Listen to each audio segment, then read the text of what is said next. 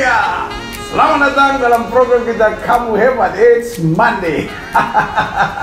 Today it's Monday dan Monday it's time of PHM. Seperti kasih dalam Tuhan, I don't know why, tapi setiap Senin saya suka cita sekali menyapa saudara sekalian karena saya bangga dengan program Kamu Hebat ini, dan secara khusus buat PHM yang sudah berjalan mungkin 2 tahun kita bersama-sama saudara, untuk setiap Senin menjawab pertanyaan-pertanyaan saudara, dan saya berharap lewat pertanyaan-pertanyaan yang dijawab dengan sederhana. Saya tidak menjawab dengan doktrin yang tinggi-tinggi, dengan pemahaman-pemahaman yang begitu dalam, enggak juga, tapi ini adalah program santai ya kan, agar kita dapat memahami pertanyaan-pertanyaan saudara dengan sukacita, karena program ini adalah program dari komunitas kita, dan komunitas Kamu Hebat ini saya harapkan menjadi orang-orang yang cinta Tuhan, menjadi orang-orang yang selalu positif. COVID-nya negatif, tetapi sikapnya, perasaannya, lalu cara berpikirnya, mentalitasnya adalah orang-orang yang selalu positif, yang selalu mau melayani, mau selalu peduli,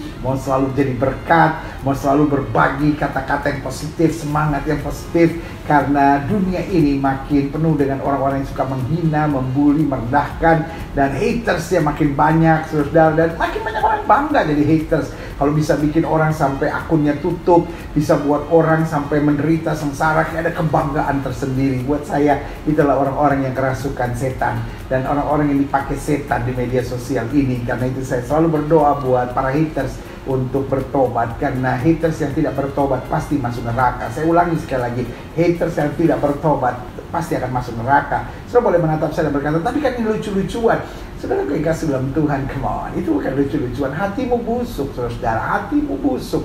Karena mungkin saudara berkata, oh saya kan gak ketahuan karena saya kan pakai akun-akun palsu, pakai akun-akun bodong. Nah saudara kasih dalam Tuhan, mungkin gak ada orang yang tahu siapa saudara, tetapi Alkitab bilang Tuhan melihat hati. Kalau hatimu memang senang melihat kekacauan, hatimu senang melihat kesengsaraan dan membuat orang lain menderita dan sengsara, saya beri nama engkau adalah orang yang dipakai setan dan kerasukan setan. Makanya sebagai hamba Allah saya mau ingatkan, mari kita bangun program komunitas Kamu Hebat ini supaya kita senantiasa menebarkan bahasa yang bilang virus positif, ya kan? Bukan COVID-nya negatif, tapi perkataan positif, semangat positif, kasih kita positif, selalu kita melakukan hal-hal yang berguna, membangun menjadi berkat dan memuliakan Kristus. Haleluya. Saudaraku, kalau program ini jadi berkat buat setiap saudara, jangan lupa like-nya. Kita butuh setiap program 500 sampai 1000 like minimal, sehingga program kita selalu menjadi top feature di YouTube, sehingga orang-orang yang sedang browsing lihat, ini program rohani yang selalu jadi berkat buat banyak orang. Haleluya. Nah, saudara yang kasih dalam Tuhan, juga jangan lupa,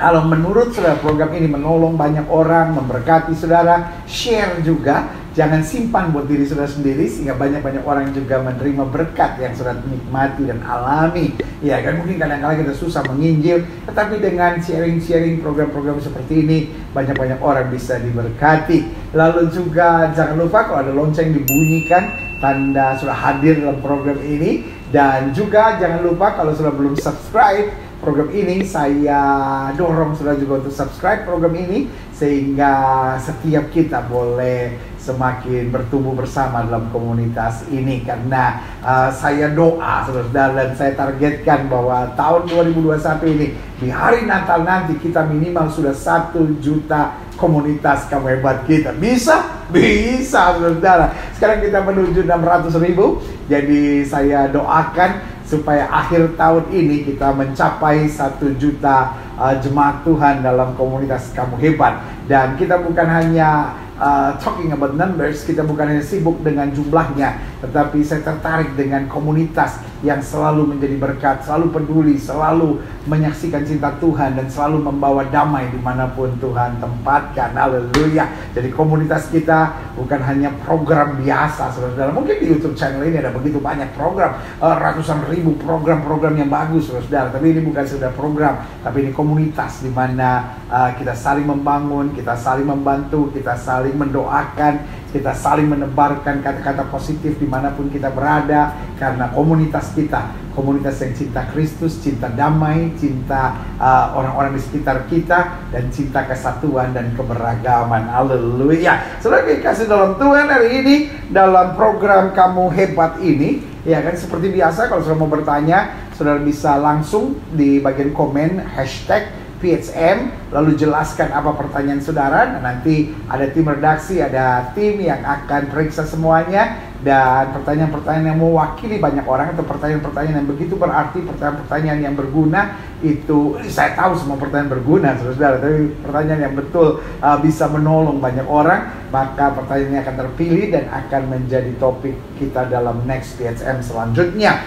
Nah, ada begitu banyak pertanyaan dan pernah saya bahas, I know, tetapi saya mau bahas lebih dalam lagi. Yang bertanya, banyak pertanyaan, kenapa iman Kristen bertentangan dengan ilmu pengetahuan, kenapa iman Kristen bertentangan dengan sains gitu, kenapa begini, dan intinya sama, apakah iman Kristen bertentangan dengan sains. Nah, ini pembahasan yang sangat menarik. Ada banyak orang yang bilang, oh jangan satukan dong, iman adalah iman, sains adalah sains, iman adalah iman, ilmu pengetahuan adalah ilmu pengetahuan. Nah, saya percaya iman adalah dasar dari segala sesuatu, saudara. Nah ya, buka kitab kita sama-sama, Keluaran 31 ayat 1-6. Berfirmanlah Tuhan kepada Musa, lihat, telah kutunjuk Bezaleel bin Uri bin Hur dari suku Yehuda, dan telah kupenuhi dia dengan roh Allah, dengan keahlian dan pengertian dan pengetahuan dalam segala macam pekerjaan. Coba lihat di sini ya. Lihat, telah kutunjuk Bezaleel bin Uri bin Hur dari suku Yehuda, dan telah kupenuhi dia dengan roh Allah.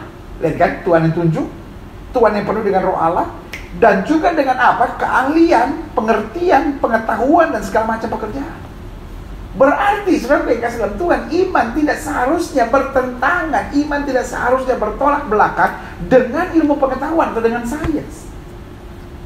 Justru ketika iman menuntun seseorang pada sains, pada pengetahuan yang benar, pada keahlian, pada pemahaman, pada pengertian yang baik, ini yang akan menyelesaikan banyak persoalan di hidup ini. Persoalan kekacauan yang terjadi hari-hari ini karena orang-orang memisahkan keduanya. Artinya gini, udahlah orang gereja gak usah sibuk dengan sains lah. Orang-orang sains sudahlah, ngapain berdoa, baca Alkitab. Nah, ini dia. Sama seperti dunia politik. Ketika orang memisahkan iman dan politik, iya kan? Saya ini, kalau saya sedikit saja, ya kan, mulai memberi pandangan saya tentang negara, tentang politician. Waduh, saya dimaki-maki banyak orang. Ini pendeta mau jadi anggota DPR, bos. Saya melayani Tuhan dari tahun 1984, pertama kali saya khotbah 21 Juli 1984.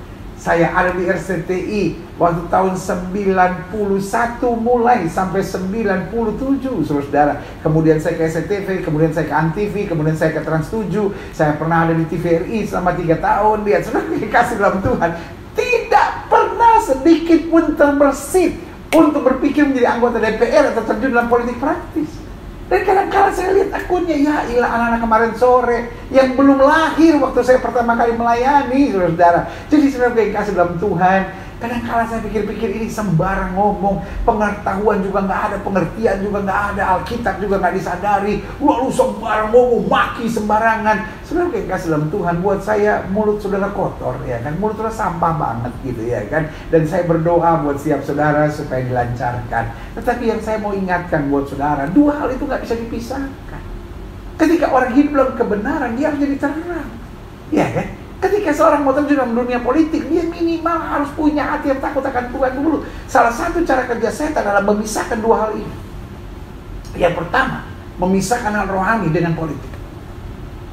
Jadi orang rohani tidak tertarik untuk berbicara tentang politik, tidak tertarik untuk memberi teguran kepada orang-orang politik, tidak tertarik untuk memberi pandangan kepada orang-orang politik, dan orang-orang politik hanya mau memanfaatkan orang-orang beragama, tetapi tidak mau hidup takut akan Tuhan. Nah, yang kedua dengan pengetahuan, sama caranya, memisahkan antara orang-orang rohani, sehingga orang-orang rohani tidak tertarik dengan hal-hal yang sifatnya sains, iya kan? Tidak tertarik memberi pandangan, tidak tertarik belajar untuk memberi arahan, tetapi orang-orang sains tidak tertarik untuk bertobat dan hidup takut akan Tuhan. Nah, itu cara kerja iblis. Ketika dunia rohani dipisahkan dari politik, ketika dunia rohani dipisahkan dari sains, lalu berjalan semua sendiri-sendiri, itulah awal dari berbagai kekacauan. Makanya di sini kita lihat, kenapa di zaman Musa, di zaman awal-awal abad ke-15, abad ke-16, bahkan sebelumnya abad ke-13, 14, lihat ahli-ahli musik misalnya. ahli-ahli bangunan, semua berasal dari gereja, saudara. Berasal dari orang-orang yang takut akan Tuhan. Tetapi kemudian memasuki tahun 2000-an, iya kan? Oh, beda, yang urusan musik, yang urusan musik, yang urusan arsitektur, yang urusan seni, jauh dari Tuhan. Nah ini, di akhir zaman setan berhasil memisahkan dua hal penting ini. Rohani dan politik, rohani dan pengetahuan. Kita lihat selanjutnya. Untuk membuat berbagai rancangan supaya dikerjakan dari emas, perak, dan tembaga. Untuk mengasah batu permata supaya ditata untuk mengukir kayu dan untuk bekerja dalam segala macam pekerjaan. Dia diberi pengetahuan, diberi pengertian, dia diberi keahlian. Oleh siapa? Oleh Tuhan. Jadi apapun yang dia kerjakan tidak akan bertentangan. Coba kita lihat dunia. Misalnya hal sederhana aja, video klip. Saya suka nonton video klip. Nyanyi biasa. Tapi orangnya nyanyi harus pakai pakaian seksi. Nyanyi harus pakai kolam renang. Nyanyi harus pakai berenang. Loh, berenang sama nyanyi dua hal yang gak bisa disatukan. Kenapa orang berenang sambil nyanyi? Kembung, saudara. Kemasukan air. Iya kan? Tetapi itu yang terjadi hari-hari ini. Karena apa? Orang ahli tidak lagi takut akan Tuhan. Dan orang takut akan Tuhan tidak berjuang untuk menjadi orang ahli. Dan itu adalah strategi iblis di akhir zaman untuk memisahkan keduanya. Sehingga akhirnya apapun ada unsur seks di dalamnya, ada unsur hal-hal yang tabu, hal-hal yang cabul, saudara. Kenapa? Karena kuasa kegelapan sudah masuk di dalamnya. Takut akan Tuhan sudah nggak ada. Ayat 6. Juga aku telah menetapkan di sampingnya Aholiab bin Ahisamach dari suku Dan. Dalam hati setiap orang ahli telah kuberikan keahlian. Haruslah mereka membuat segala apa yang telah kuperintahkan kepadamu. Lihat saudara, dari awal Tuhan tidak pernah memisahkan iman dan sains. Tuhan tidak pernah memisahkan iman dan politik. Musa adalah pemimpin politik, takut akan Tuhan. Tapi kemudian makin kesini kita lihat ini dua hal yang berbeda. Saya tidak bilang wah, Tuhan harus terjun pada politik praktis. Bukan itu yang saya mau bilang. Tapi yang saya mau ingatkan, hamba Tuhan tetap harus memberi pandangan, tetap harus memberi arahan. Dan orang-orang politik tetap harus takut akan Tuhan. Jangan sampai hamba Tuhan justru menjadi kendaraan politik dari orang-orang politician. Parah, saudara. Tetapi orang-orang politik harus bertobat, harus lahir baru, harus punya takut akan Tuhan. Kita lihat selanjutnya. Ayat 36 ayat 26. Sesungguhnya Allah itu besar, tidak tercapai oleh pengetahuan kita. Jadi bukan berarti iman itu bertentangan dengan ilmu pengetahuan, tapi iman harus lebih tinggi dari ilmu pengetahuan dan mengarahkan. Begitu juga dengan politik, ya kan? Jumlah tahun-tahun itu tidak dapat diselidiki. Mazmur 139 ayat 1-7. Tuhan, engkau menyelidiki dan mengenal aku. Engkau mengetahui kalau aku duduk atau berdiri. Engkau mengerti pikiranku dari jauh. Engkau memeriksa aku kalau aku berjalan dan berbaring. Segala jalanku kau maklumi. Sebab sebelum lidahku mengeluarkan perkataan, sesungguhnya semuanya telah kau ketahui ya Tuhan. Dari belakang dan dari depan kau mengurung aku, dan engkau menaruh tanganmu ke atasku. Terlalu ajaib bagiku, pengetahuan itu terlalu tinggi. Tidak sanggup aku mencapainya. Kemana aku dapat pergi menjauhi rohmu? Kemana aku dapat lari dari hadapanmu? Lihat kan? Jadi iman jauh lebih tinggi daripada segala pengetahuan. Amsal 1 ayat 7. Takut akan Tuhan adalah permulaan pengetahuan. Kalau saya boleh menambahkan juga sama, takut akan Tuhan adalah permulaan politik, saudara. Karena politik tanpa takut akan Tuhan akan jadi liar. Dan justru bukan menjadi baik, tapi justru menjadi kejahatan, saudara. Iya kan? Tetapi orang bodoh menghina hikmat dan didikan. Jelas saya sampai di sini. Bahwa dari awalnya tidak pernah ada pertentangan antara iman dan pengetahuan. Tetapi iblis masuk di sana. Supaya orang-orang psikologi menentang iman. Para psikiater menentang iman. Para dokter menentang iman. Ilmu pengetahuan berbeda dengan iman. Tapi seharusnya keduanya harus berjalan bersama-sama. Jadi saya pelajari tuduhan yang paling umum adalah bahwa iman Kristen bertentangan dengan pengetahuan. Pada kesimpulan saya, pertama, iman Kristen menuntun pada pengetahuan-pengetahuan yang luar biasa. Orang makin mengerti iman, makin semangat harusnya untuk belajar, makin semangat untuk jadi berkat, makin semangat untuk berarti dalam kemampuan yang dia miliki. Yang kedua, saya pelajari, apakah betul kekristenan bertentangan dengan pengetahuan? Tidak, karena pengetahuan terbatas, iman tak terbatas. Jadi duanya itu bukan bertentangan, tapi berbeda. Karena pengetahuan ada batasnya, tapi iman tidak ada batasnya. Yang ketiga, iman pada dasarnya lebih tinggi dari pengetahuan, jelas, saudara. Jadi ada hal-hal yang tidak bisa dicapai oleh ilmu pengetahuan dan dapat dipahami dan dimengerti oleh iman. Dan yang keempat, iman mendorong seseorang untuk menggali pengetahuan. Kalau kita pelajari, banyak orang yang mendapat gelar peraih Nobel justru dari orang-orang yang hidupnya takut akan Tuhan. Tapi makin kesini, makin akhir zaman, orang makin memisahkan antara iman dan pengetahuan atau sains. Nah, banyak serangan misalnya bahwa Alkitab bertentangan dengan pengetahuan tentang asal manusia misalnya. Bahwa asal manusia dari teori evolusinya Darwin. Bahwa manusia berasal dari monyet.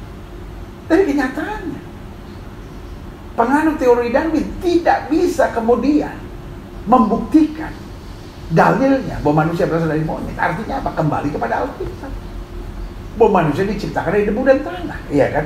Yang kedua, dunia berasal dari teori Big Bang. Bahwa suatu saat ada ledakan. Tapi kembali tidak ada buktinya. Karena ketika dikaji, ujungnya apa? Hanya khayalan belaka. Apa itu Big Bang? Mulai kapan? Iya kan? Lalu selanjutnya, usia dunia jutaan tahun. Bertentangan, Alkitab cuma menggambarkan usia bumi mungkin hanya 10.000 tahun. Tapi padahal sebetulnya usia bumi ratusan juta tahun. Jelaskan buat saya, mana Alkitab bilang usia bumi 10.000 tahun? Tidak ada. Tetapi karena ketidakpahaman kita, karena kita mulai menghitung dari, oh ya Abraham, lalu Adam dan Hawa diciptakan sampai kasih dalam Tuhan, kita lupa pemahaman Alkitab secara lengkap dan jelas. Kejadian 1 ayat 1 bilang, pada mulanya Tuhan menciptakan langit dan bumi. Masuk ayat yang kedua dikatakan bumi belum berbentuk dan kosong. Kalau kita mulai melihat bahasa Ibraninya, maka Kejadian 1 ayat 1 berbunyi gini, Bereshit bara Elohim. Awal dari segalanya, bara. Tuhan menciptakan. Bara artinya menciptakan ex nihilo, dari tidak ada menjadi ada dan sempurna. Tapi kemudian masuk ayat yang kedua dikatakan bumi belum berbentuk dan kosong. Kalau dalam bahasa Ibrani dikatakan tohu wabohu. Tohu wabohu artinya bukan sekedar belum berbentuk dan kosong. Gak mungkin Tuhan menciptakan sesuatu belum berbentuk dan kosong. Ayolah, mari kita belajar mengertilah. Kalau Tuhan ciptakan sesuatu pasti sempurna. Gak mungkin belum berbentuk dan kosong. Tapi masuk ayat yang kedua ada istilah tohu wabohu. Berarti bukannya kosong tapi dikacaukan. Siapa yang mengacaukan? Jelas kita langsung mengetahui. Dari Kejadian 1 ayat 1 sampai Kejadian 1 ayat 2 ada bentang waktu yang bisa disebut sebagai jutaan tahun atau ratusan juta tahun, we don't know. Sebagian penafsir Alkitab berkata itulah masa di mana dinosaurus ada, itulah masa di mana zaman-zaman raksasa ada, dan segala sesuatunya. Silakan saudara. Sehingga Alkitab tidak pernah bertentangan, karena memang Kejadian 1 ayat 1 sampai Kejadian 1 ayat 2 ada bentang waktu yang tidak dijelaskan oleh Alkitab. Dan when the Bible is silent, waktu Alkitab itu silent, biarkan ilmu pengetahuan menjelaskan silentnya itu, sehingga jelas buat kita. Di masa itulah bumi itu berjalan seperti biasanya, tetapi kemudian jatuhnya iblis menghancurkan segala sesuatunya. Nah, berapa ribu tahun, berapa juta tahun, biarlah ilmu pengetahuan. Karena iman dan ilmu pengetahuan tidak akan pernah bertentangan. Justru ilmu pengetahuan menjelaskan yang iman silent. Misalnya antara perjanjian lama dan perjanjian baru ada 400 silence year. Itu masa di mana para filsuf ada. Iya kan? Karena Tuhan tidak berfirman sama sekali. Setelah firman terakhir kepada Nabi Maleaki, aku akan membuat hati anak-anak berbalik pada bapaknya, dan aku akan membuat hati bapak berbalik pada anaknya. 400 silent years, baru kemudian Yesus lahir. Ya kan, jelas sampai di sini ya, bahwa keduanya tidak pernah bertentangan, tapi justru indahnya keduanya harmoni. Yang keempat, banyak serangan bahwa Alkitab bertentangan dengan pengetahuan tentang asal manusia. Misalnya, Allah tidak mungkin menjadi manusia. Wah, itu tidak masuk akal. Loh, masa Allah gak bisa jadi manusia? Otak saudara di mana? Kalau kita berpikir pakai logika sehat, when we call him God, nothing is impossible for him. Masa Allah nggak bisa jadi manusia? Come on lah, iya kan? Itu kan kebodohan tersendiri, saudara. Justru when we call him God, when we trust that he is God, waktu kita percaya bahwa dia di Almighty, dia Allah yang maha besar, maka dia dapat berbuat apa saja. Persoalannya, pertanyaan tentang Allah bukan bisa atau tidak, tapi untuk apa? Karena Tuhan tidak akan berbuat sesuatu tanpa tujuan yang jelas. Jadi bukan Allah bisa atau tidak bisa menjadi sama dengan manusia. Karena mempertanyakan Allah bisa atau tidak bisa adalah kejahatan buat saya dan kebodohan. Karena kalau kita mengerti terminologi Allah, kita mengerti terminologi Almighty, Maha Kuasa, maka dia bisa buat apa saja. Cuma pertanyaannya, untuk apa? Nah, Yohanes 3:16 menjawabnya.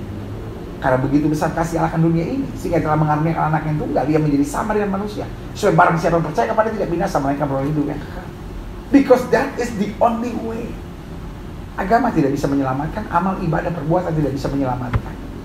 Satu-satunya yang bisa menyelamatkan adalah anugerah. Allah sendiri turun tangan.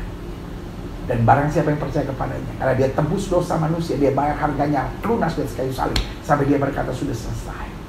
Sehingga barang siapa yang percaya kepadanya tidak binasa, melainkan beroleh hidup yang kekal. Haleluya. Nah, apa hubungan pengetahuan dengan iman? Saya simpulkan begini. Satu, takut akan Tuhan harus menjadi dasar pengetahuan. Menjadi seorang yang ahli, menjadi seorang yang berpengetahuan tanpa takut akan Tuhan akan mendatangkan kekacauan dan kerusakan di tengah-tengah dunia. Dan kita lihat hari-hari ini, ya kan? Akhirnya orang belajar paranormal lah. Akhirnya orang merasa kawin cerai itu normal lah. Orang belajar hukum tapi kemudian memutarbalikkan hukum lah, ya kan? Sehingga yang membuat dunia ini rusak bukan orang bodoh, tetapi orang-orang pintar yang tidak takut akan Tuhan. Ya kan? Dari mana korupsi bisa terjadi? Korupsi bukan dari orang miskin. Orang miskin misalnya nyopet, saudara. Ya kan? Tetapi orang hebat ngerampok, saudara. Ngerti gak betul? Orang bodoh, miskin, lemah, paling ujungnya cuma bisa nyopet. Tetapi orang hebat, orang kuat, orang pintar bisa ngerampok, bobol bank, saudara. Jelas nggak sampai di sini? Jadi takut akan Tuhan harus menjadi dasar pengetahuan. Pengetahuan tanpa iman akan menjadi keliaran awal dari berbagai kerusakan dan kejahatan serta kehancuran. Yang kedua, pengetahuan yang ada jangan dibiarkan diam. Ya, ya. Tapi pengetahuan yang ada tetap harus ada dalam garis kontrol ilahi. Harus dalam kontrol diterangi oleh firman Tuhan. Yang ketiga, hal yang tidak dapat dijelaskan dengan pengetahuan, biarkan kita mengerti dalam iman. Iya kan? Artinya kita tetap percaya, kita tetap beriman. Bagaimana ya? Nanti dunia berakhir, manusia hidup selama-lamanya. Selama-lamanya itu berapa tahun?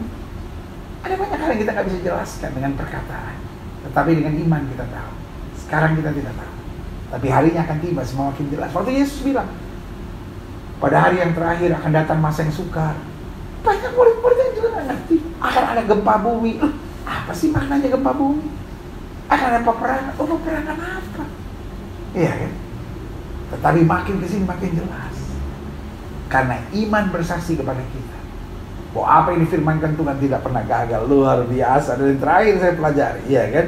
Kalau kita bicara tentang hubungan pengetahuan dengan iman, satu, takut akan Tuhan harus menjadi dasar pengetahuan. Dua, pengetahuan yang ada jangan dibiarkan dia. Tiga, hal yang tidak dapat dijelaskan dengan pengetahuan, biarkan kita mengerti dalam iman. Dan yang keempat, iman harus menuntun pada semangat dan kerinduan yang terbaik dalam kehidupan kita. Karena kalau ada iman, maka kita akan selalu berusaha menjadi yang terbaik. Begitupun kita akan menjadi orang-orang yang berjuang. Kita akan menjadi orang-orang yang betul-betul memberi sumbangsi. Saya tidak bisa bayangkan kalau setiap dokter, setiap peneliti, setiap arsitek, setiap ahli-ahli musik, setiap ahli-ahli ekonomi, semua takut akan Tuhan, maka bukan kerusuhan dan kehancuran yang ada, tapi justru yang ada kedamaian. Tapi coba kita lihat, orang ahli teknologi akhirnya bikin senjata. Tujuannya untuk apa? Untuk membunuh. Ya kan? Lalu kemudian mereka-mereka yang ahli dalam dunia dagang, dunia sales, akhirnya memakai ini untuk saling baterek, untuk saling bersaing satu sama lainnya. Oh, si ini nih, negara ini udah punya ini, kita harus punya ini, ya kan? Dan tujuan untuk apa? Memperkaya diri sendiri, karena tidak ada takut akan Tuhan. Tidak sedikit orang sekarang mafia alat-alat kesehatan, mafia obat-obatan, ya kan? Tujuannya untuk apa? Karena dia punya pengetahuan, dia punya keahlian, tapi dia tidak punya takut akan Tuhan. Saya berdoa hari ini, buat setiap anak-anak muda. Mari punya hati yang takut akan Tuhan. Saya berdoa buat remaja-remaja sekolah dokter yang baik, sekolah polisi, sekolah tentara yang baik, sekolah strategi intelijen yang baik, sekolah jadi penerbang yang baik, sekolah jadi jaksa, sekolah jadi hakim yang baik, sekolah jadi pengacara yang baik. Sehingga engkau betul-betul jadi orang yang ahli, tapi takut akan Tuhan. Buat setiap sudah menyaksikan program ini dan sudah ada orang-orang yang ahli, saya angkat topi buat saudara. Jadi tanpa takut akan Tuhan, kau jadi liar dan akan binasa ke neraka. Sebagai hamba Tuhan, saya hanya mau ingatkan dua disiplin ilmu ini, politik dan teknokrat. Politik dan orang-orang yang berpengetahuan. Mari hidup takut akan Tuhan. Karena selama kita hidup takut akan Tuhan, maka kita akan memberi sumbangsi yang dahsyat dan luar biasa. Tetap semangat. Sampai berjumpa hari Senin yang akan datang.